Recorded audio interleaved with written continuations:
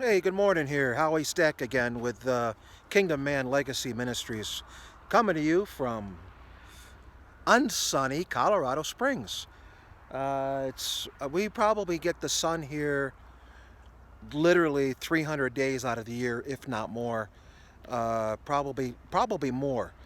320 days of partly sunny or all sun. And today, it's not. The seasons are changing. It's October 1st, and the seasons are changing. Yesterday afternoon, and last night it was a little windy out. We know that the fronts are changing, the jet streams are changing. Hey, however all that works, I don't know, but I know it's changing. All right. So again, I'm here at Garden of the Gods, doing a little more. Uh, I don't know what you call it. Trying to be a little more on top of my videos here, and a little more. I don't know what's the word I'm looking for. I'm looking for a word, but I can't find the word. So, but a little more real, and we see that is 30th Street behind me, and let's see here. In that cloud, in that cloud, right back there, that little mountain that you see the top is kind of cut off. That is NORAD. That's NORAD. Well, it's a little cloudy today, so all that stuff, some of that stuff you can't see, and that's Kissing Camels right there, and that's what we call. This is what we call the Front Range, and I live that direction, just about 2 miles, 2.5 miles. So I get to enjoy this almost every day, especially when I come by here. So, hey, I had a little incident yesterday. I want you guys to help me with it. I don't think I was on a line. I really don't. I talked about it with my wife, and we actually got a good chuckle out of it. And we don't understand it, but whatever. So I'm on my way to Lowe's yesterday afternoon. I brought my wife some lunch. In fact, I kind of made her lunch, and brought it to her office. And from there, I went to Lowe's just a couple miles down the street. And there's two turn lanes to take a left onto the next street. And I was in the right lane. And then after you make that left to get into the shopping center, you want to get over in the other lane. Well, um, the traffic at that corner a lot of times is really bad. It's kind of heavy, but the people here drive really slow. So I mean, it's like, you could push a bus down the street and change lanes with no problem here, because people are like, I don't know if they're smoking dope, or if they're watching TV, or they're checking their Facebook status. I don't know what they're doing in their cars, but it drives a lot of people here insane, the way people drive. So I'm in the lane. I put my turn signal on to just kind of cut over, and literally there was 4, 5, 6 car lengths, at least 100 feet, a good distance, and change lanes, and so I can make my left-hand turn. The lady behind me starts screaming, and I'm just like, what the? And so we got to the light before we turned into the shopping center, and she's behind me in a decent car, and she's like sticking her head halfway out the window, screaming, and she's saying, F you and a hole and all these other things. Now, I just don't want to use it on the video, but I've used those words before, especially referencing stories, okay? And this lady was just like, I think she was probably smoking meth or something in the car. She really was. And so it was nice out yesterday. It was 80 something degrees. Had my window down, and I kind of stick my head out the window, and I kind of yell back at her, what are you screaming about? And she just keeps going, a-hole, F you, blah, blah, blah. Use your turn signal, you F, you're all the same. All you a-holes are the same, and blah, blah. And I'm going, really? Really?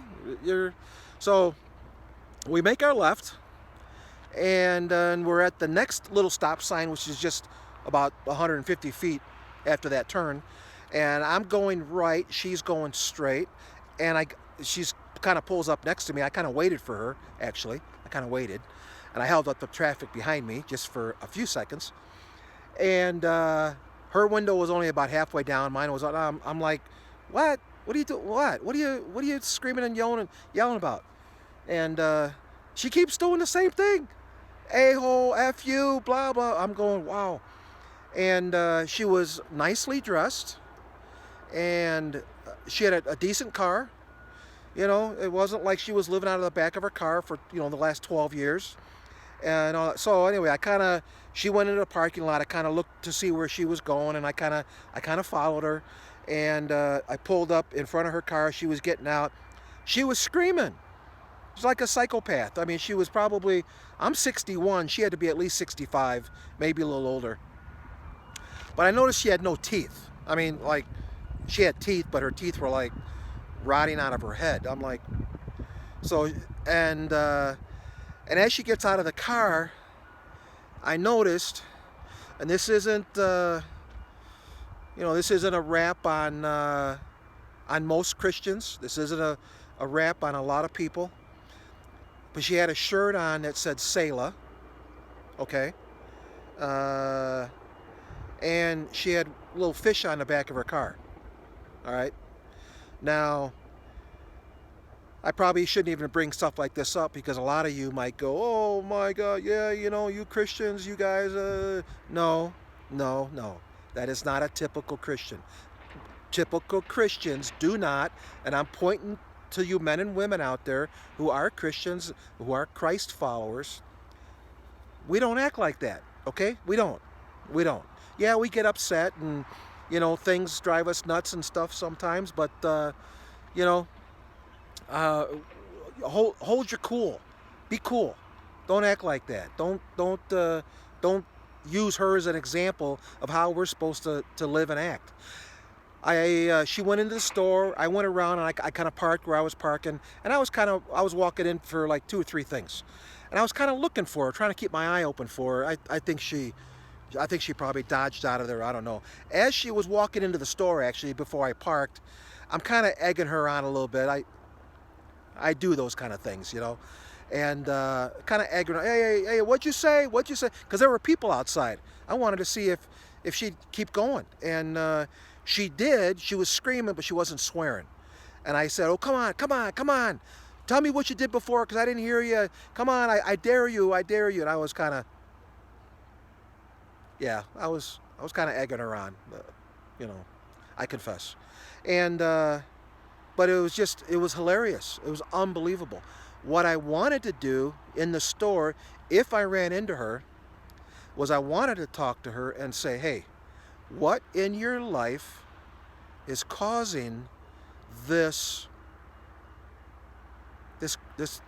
anger, this mouth? You know, a woman, especially your age.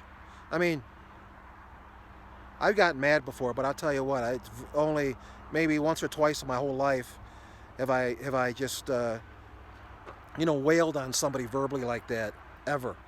And it shocked me. A woman like that at her age, holy cow, she was like a sailor, a Marine, a truck driver, and all in one. I mean, she was ballistic. She was ballistic. I got home and my wife tells me, she goes, you should have pulled your phone out. And I'm going, oh man, I didn't think about it. I should have. That would have been awesome. That'd have been funny. And but anyway, I'm not bringing all this up just to just rat on her. You know, even though I don't know her, nobody knows her. You know, God knows her, and God knows what's in her life, what's going on. I wanted to ask her, what's going on in your life to cause you to react the way you did and talk to people the way you do? And I would have confronted her. I would have confronted her with a couple of tough questions. I wouldn't have attacked her. I wouldn't have attacked her verbally or physically. No, I would have pressed the issue and said, what's going on in your life to make you act like that? And if there was any opening, I would have said, hey, can I pray for you? Just like I prayed for a guy, where was it? A couple days ago at the grocery store. And he was walking out with a shopping cart, and he had braces on both legs. He was almost 70. I learned a lot about this guy. 22 operations, almost 70 years old. He was in Vietnam, and he's a few years older than me, and so on and so on. He's just been struggling the last few years, and things have been tough. I just helped him out with his cart because he had a really hard time walking. Walked him out there, and within about 3-4 minutes, I knew like half of his life story. So what I was doing was just waiting for an opening, looking for openings. That's what we're called to do as Christians. You look for openings and opportunities to serve people, to get into their lives, to pray for them, to serve them, whatever. So we got done. I got done putting his groceries in his car, and we were talking about a couple things. And I said, "Hey, would you mind? Would you be offended, or would you think it's weird if I prayed for you?" He says, "No, not at all." And I prayed for him.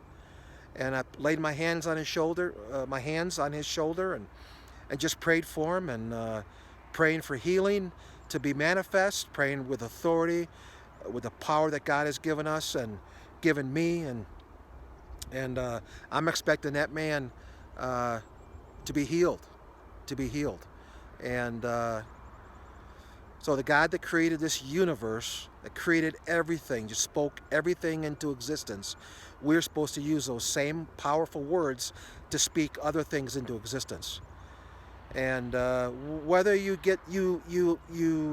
believe this from the Bible or not, you probably all believe it, that when you hear the phrase that the tongue has the power to brings the power of life and death, right? We've all heard that. At the office, at the gym, at Thanksgiving, sitting around the table or whatever, and somebody goes, "Oh, your words have the power to bring life and death. You better choose your words." Well, they do, and I'm choosing my words to bring power, to bring life, and not the opposite. So, from Colorado Springs here, Garden of the Gods here in the background. That's kissing camels right there, and I hope you guys have a great day. Hope you have a blessed day. And when you were on the road, try to use your turn signals. I did. I swear I did. I know I did. I did. But let's be sensitive to people around us. And I'm not real good at giving people benefit of the doubt. My wife is. I mean, she uses that all the time and does it. I'm kind of not like that. Okay, I don't know if it's my nature, or if it's my flesh, or if I'm just stubborn. But I'm learning to get a little better at it. I'm learning to get into people's lives a little bit more and pray for them, and just step out and do crazy things, outrageous things.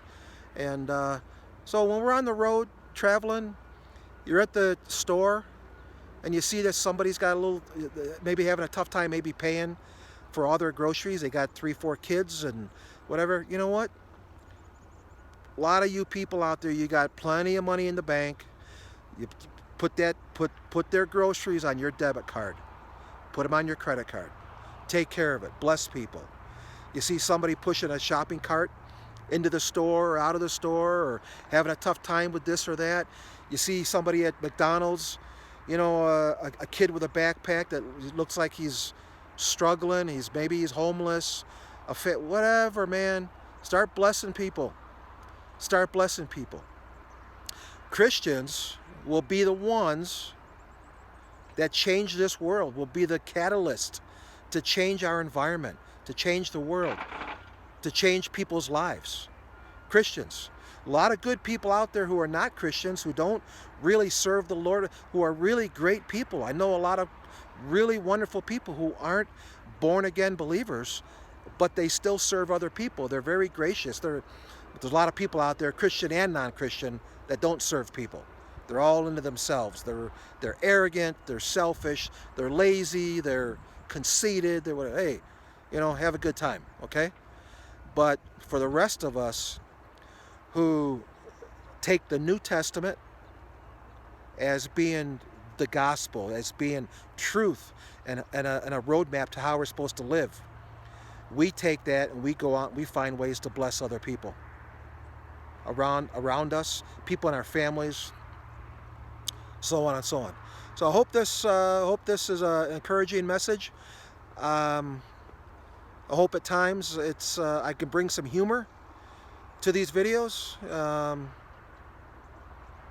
And I hope you just see my heart. I hope, you know, people out there, I hope you see my heart, the kind of guy that I am. And you know, I'm not all fancy schmancy, and you know, I'm not trying to impress anybody. And if you want to watch videos where somebody's trying to impress you, these are not the videos. All right. So I want to be a blessing. I want to be an encouragement. I want to use the little bit of wisdom and knowledge that I have in me to give to you, to share to you. All right? So have a great day, and let's be nice on the roads. All right? No more swearing and cussing and the middle finger thing. Okay? No more of that. All right? Take care.